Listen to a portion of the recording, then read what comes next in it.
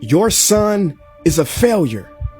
He's barely passing my class, and with grades like this, I'm just not sure what kind of future he's gonna have. What do you have to say for yourself? You're supposed to graduate this year. Listen to Mr. Johnson. What kind of future do you think you're going to have? With all due respect, don't call me a failure. Failure is an event, not a person, in fact. And you talk about the future, Mr. Johnson, but you're not preparing us for that. Excuse me? Just listen to what I'm saying. This should be good. Would you agree that in the future, most careers will become automated? Yeah, so? So the people who succeed will have to be curious, innovative, with resilience to adapt to new changes. What's your point? My point is, the focus in this school is not on that. It is on regurgitating information and test taking, and that's just real. But in today's world, creativity is the most important leadership skill. Oh, that's how you feel. You don't have to believe me, but maybe you will believe the 1,500 executives who recently said creativity is the most important leadership skill. See, pretty soon, no one will be hired because of what they know. Because who cares what you know or if you've memorized a fact? We've got Google and Siri for that. In the future, people will be hired because of what they can do with their knowledge. Can they creatively solve real-world problems, not just follow instructions or directions and bubble in multiple choice questions? So, Mom, that's why I'm stressed, because these robotic tasks we learn in school should stop. Because no one can do a robot's job better than a robot. Billionaire founder of Alibaba, Jack Ma, said that we should not compete with artificial intelligence, but instead focus on developing unique human intelligence. Mr. Johnson, drills are for teeth, not the human mind. So these repetitive knowledge-based tasks we must leave behind.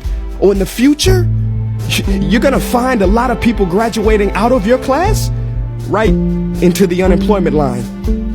See, many top companies today don't look at grades. Mom, that old way is expiring. Google has been quoted as saying GPAs are worthless criteria for hiring. Founder of Tesla, Elon Musk, agrees. So I say this with unease and sorrow. If you continue to teach today as you taught yesterday, then you rob us students of tomorrow.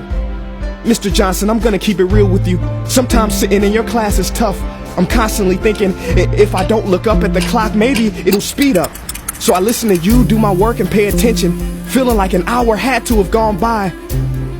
But it was only 3 minutes. So if you wonder why we're bored in class, look, you want to get a kid to hate reading? Give them this, a school textbook. And some people think it's our fault, and that hurts me. They say you can lead a horse to water, but you can't make him drink. And to that I say no. Firstly, you can put salt in that horse's hay and make him thirsty. And if you bring joy in your classroom, you can make any bad student nerdy. As he or she discovers the beauty of truly learning. Mr. Johnson, I mean no disrespect. You have the most important job on this planet. You build, create, and save lives. But if you really care about my future, like you say, then you have to fully commit and ask yourself honestly, how do I prepare a child for a future that doesn't yet exist? Here's a hint. The answer is not found in this. It's using this and this. See, in the future, we will need more passion and compassion. People with inspired hearts and wisdom to uplift this planet. And Mom, I love you, but can I be real? Go ahead. You want to know one of the biggest factors for childhood success? It's not IQ. It's family meals. And we haven't had one of those in a while. See, I know sometimes you don't feel proud, because I may not be a straight A student, but I'm not stupid. These tests may be 70% of my grade, but they're 0% of my future. But don't worry, I'll pass this class and get through this. But I need you to give me the space I need to be me and live true. Because the best feeling in the world is that your own parents get you. There's a passage in a book called The Prophet by Khalil Gibran. And if you don't mind, I'd love to share it with you. Go ahead. See, he says, your children are not your children. They are the sons and daughters of life longing for itself. They come through you, but not from you. And though they are with you, they do not belong to you. You may give them your love, but not your thoughts, for they have their own thoughts. You may house their bodies, but not their souls, for their souls dwell in the house of tomorrow.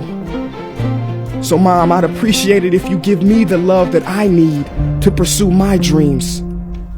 See, if we are to succeed, all three of us need behavior change on all fronts. We talk about the future, but the future is now, and it is created now by all of us. I've never heard you speak like that before. Yeah, I didn't know. But I'm going to reach out to administration and try to change some things. You have my word.